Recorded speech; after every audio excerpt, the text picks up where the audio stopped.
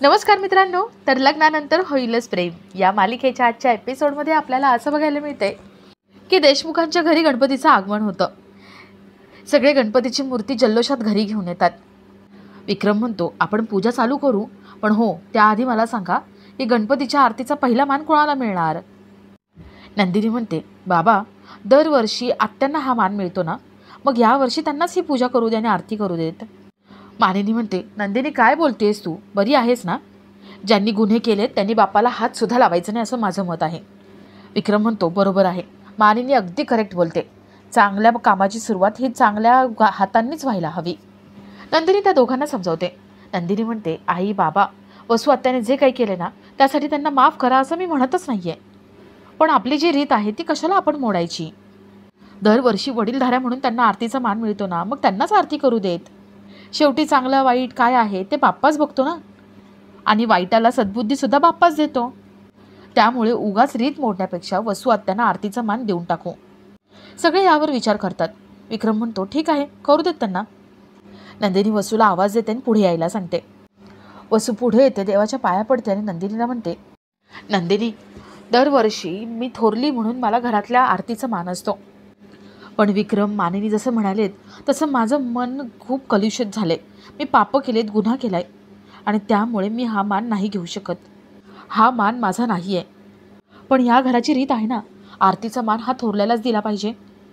म्हणून मला असं वाटतं की या घरची थोरली सून आणि पार्थ या दोघांनीही आरतीने पूजा केली पाहिजे आणि त्यांनाच तो मान द्यावा. नंदिनीला ती आयडिया आवडते. तर रम्याला पुरता शॉक बसतो. रम्याला वाटतं की आपली आई अशी कसं वागू शकते. वसू पार्थ काव्याला म्हणते, पार्थ काव्या या दोघं पुढे पूजा करा आणि आरती करा. काव्या पार्थ पुढे येतात. ते दोघं आरती करायला लागतात. तर इकडे रम्या वसूला किचनमध्ये घेऊन येते आणि वसूला विचारते, आई हे काय केलंयस तू?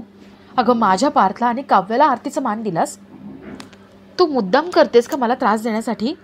वसू म्हणते, हळू बोल जरा. आणि रम्या, अगं हे मी मुद्दाम केलंय, त्यांच्या गुड बुक्समध्ये शिरण्यासाठी केलंय. मुद्दाम मला किती वाईट वाटतंय हे भासवून दिले आणि मोठेपणा घेऊन काव्या पार्थला आरतीचा मान दिला. रम्या म्हणते, वा, आता तुझा हा चांगुलपणा बघून सगळ्यांनी काय टाळ्या वाजवल्या का? वसू म्हणते, रम्या अगं या लोकांना आता माझा चांगुलपणा कळणार नाही. त्यांना हे सगळं खोटं वाटेल, दिखावा वाटेल, पण मी हे सगळं जाणून बुजून करते. रम्या, थेंबे थेंबे तळे साचे. आपल्याला जर का या घरामध्ये पुन्हा आपलं वर्चस्वानी स्थान निर्माण करायचं असेल ना, तर हे असं सगळं करावं लागेल. आता बघू ना काय काय होते ते. त्या दोघी बोलत असतात आणि विक्रम सगळ्यांना आरतीला बोलवतो. वसू म्हणते, चल रम्या आपण आरतीला जाऊ. त्या दोघी आरतीसाठी जातात. थोड्या वेळाने पार्थ काव्या यांच्या हाताने पूजा आणि आरती होते. काव्याने पार्थच्या हाताला हात लावलेला असतो आणि पार्थ तिच्याकडे टक लावून बघत राहतो. आरती होते आणि सगळे विचारतात, जीवा कुठे गेला? आत्ता तर इथे होता. तेवढ्यात नंदिनीला फोन येतो. नंदिनी फोन घेते आणि ठेवते. मानिनी विचारते, नंदिनी काय झालंय, कोणाचा फोन होता? नंदिनी म्हणते, आनंद निवासमधून फोन होता. मानिनी विचारते, काय झाले, काही प्रॉब्लेम झालाय का? नंदिनी म्हणते, नाही प्रॉब्लेम नाही झालाय, पण तिथे काही प्रॉब्लेम होऊ नये म्हणून इथला मूषक आधीच पळालाय. सगळे खळखळून हसतात. तर इकडे जीवा आनंद निवासमध्ये येतो आणि गणपतीची मूर्ती घेऊन येतो. इथे सुद्धा जल्लोषात सगळे गणपतीचं स्वागत करतात. नंदिनी जीवाला म्हणते, जीवा तुम्ही इथे आलात मला सांगायचं होतं ना, मी पण तुमच्यासोबत आले असते. आणि घरच्या गणपतीची आरती चालू असताना तुम्ही न सांगता कसे काय निघून आलात? जीवा म्हणतो, नंदिनी अगं तू घरच्या गणपतीची आरती करणं जास्त गरजेचं होतं, कारण ते तुझा पहिला गणपती उत्सव आहे ना. आणि इथे काय, इथे गणपती मुहूर्तावरती यायला हवा होता म्हणून मी इथे आलो निघून. तुझं मन खात बसलं असतं ना तुला, नाहीतर जर इकडे वेळेवरती गणपती आणला नसता तर. नंदिनी म्हणते, चालेल चला आता औक्षण करते. नंदिनी औक्षण करत असते. जीवा म्हणतो, नंदिनी तू गणपतीचं औक्षण करायचं नाही, गणपतीला आतमध्ये घ्यायचं नाही. नंदिनी विचारते, का? जीवा म्हणतो, नंदिनी तू ओवाळलंस तर गणपतीला आतमध्ये कोण घेईल? आज गणपती तुझ्या हातूनच आतमध्ये येणार आणि मी तुला ओवाळणार, गणपतीचं औक्षण पण मीच करणार. नंदिनी म्हणते, अहो असं नाही चालणार. पुरुषांनी गणपतीची मूर्ती आतमध्ये न्यायची आणि बायकांनी ओवाळायचं असतं. रीत तर अशीच आहे. जीवा म्हणतो, हो मला सगळ्या रीतीभाती माहिती आहेत आणि सगळ्या रीतीभातींचं मी आदरसुद्धा करतो, पण नंदिनीने एवढ्या मेहनतीने कष्टाने ही संस्था उभी केली आहे. सगळ्यांच्या चेहऱ्यावरती हसू आणलंय. मग तिनेच जर गणपतीला आणलं तर कुठे बिघडलं? आणि पुरुष म्हणून मी जर गणपतीचं स्वागत केलं, ओवाळलं तर गणपतीला सुद्धा आवडेल. जीवाचे विचार नंदिनीला खूप आवडतात. जीवा गणपतीची मूर्ती नंदिनीकडे देतो आणि स्वतः नंदिनीचं औक्षण करतो, गणपतीला ओवाळतो आणि आतमध्ये घेतो. जीवा नंदिनी यांच्या हातून गणपतीची आरती होते. जीवा नंदिनी सगळ्यांना आरती देत असतात आणि तेवढ्यात त्यांचे वकील तिथे येतात. वकिलांना बघून दोघांचा चेहरा पडतो. तर इकडे काव्य गणपतीसोबत फोटो घेत असते. ती पार्थला म्हणते, पार्थ बरं झालं तुम्ही आलात, प्लीज माझा फोटो घ्या ना.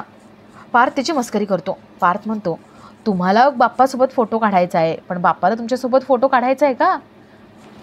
काव्य भांडायला लागते. काव्य म्हणते, नका काढू तुम्ही माझा फोटो, मी सेल्फी काढेन पण तुमच्या हातून फोटो नाही काढून घेणार. पार्थ म्हणतो, तुम्ही सेल्फी घेऊ नका, सेल्फी काढताना तुमचा चेहरा मोठा दिसेल आणि बाप्पा छोटा दिसेल, वाईट दिसेल. ते दोघं पुन्हा वाद घालत असतात. दोघांचं गोड भांडण चालू असतं. पार्थ आपल्या मोबाईलमध्ये काव्याचे फोटो काढतो. पार्थ काव्याला फोटो दाखवतो आणि म्हणतो, बघा किती मस्त फोटो आलाय, आपण एक काम करायचं का, आपण बाप्पासोबत दोघांचा एकत्र फोटो काढायचा का? आपण स्टेटसला फोटो ठेवू, सेलिब्रेटिंग गणपती बाप्पा वगैरे. काव्या म्हणते, सरळ बोलणार असाल, टोमणे मारणार नसाल तर मी तुमच्यासोबत फोटो काढेन.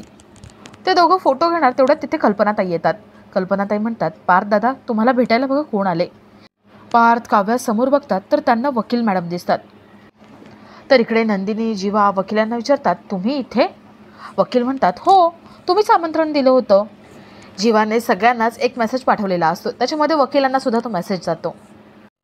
वकील म्हणतात, यांनी मला चुकून मेसेज पाठवलाय, मग आता मी थांबवू का जाऊ? नंदिनी म्हणते, नको नको थांबा तुम्ही आणि दर्शन घ्या. वकील गणपतीचं दर्शन घेतात. वकील विचारतात, वा वा वा, किती छान डेकोरेशन केलंय, कोणी केलंय हे? रेखाताई म्हणतात, नंदिनी आणि जीवा त्यांनी केले. वकील म्हणतात, डिवोर्स फाईल केल्यानंतर इतकं प्रेम दाटून येणार असेल तर लोकांनी तर कधीच डिवोर्सच घेतला नाही पाहिजे, फक्त डिवोर्स फाईल केले पाहिजे. तुमच्या लक्षात नाही आहे पण मी तुम्हाला आठवण करून देतो, आज डिवोर्स फाईल करून तुम्हाला 1 महिना झालाय. नंदिनी जीवा एकमेकांकडे बघत राहतात. तर इकडे काव्या पार्थची वकीलसुद्धा त्यांना तेच सांगते. वकील म्हणतात, तुमच्या लक्षात ही गोष्ट आली नाही म्हणजे तुमचं नातं खुललेलं दिसतंय, खरंच असं झालंय का?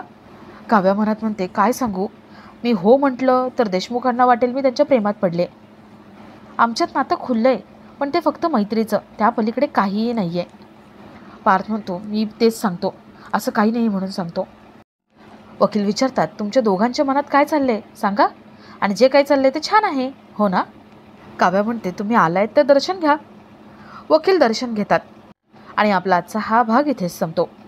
तर मालिकेच्या पुढील भागात आपल्याला असं बघायला मिळतंय की जेव्हा वकिलांना म्हणतो, मी जेव्हा डिवोर्स फाईल केली ना त्यानंतर माझ्या लक्षात आलं मी काय माती खाल्ली आहे ते.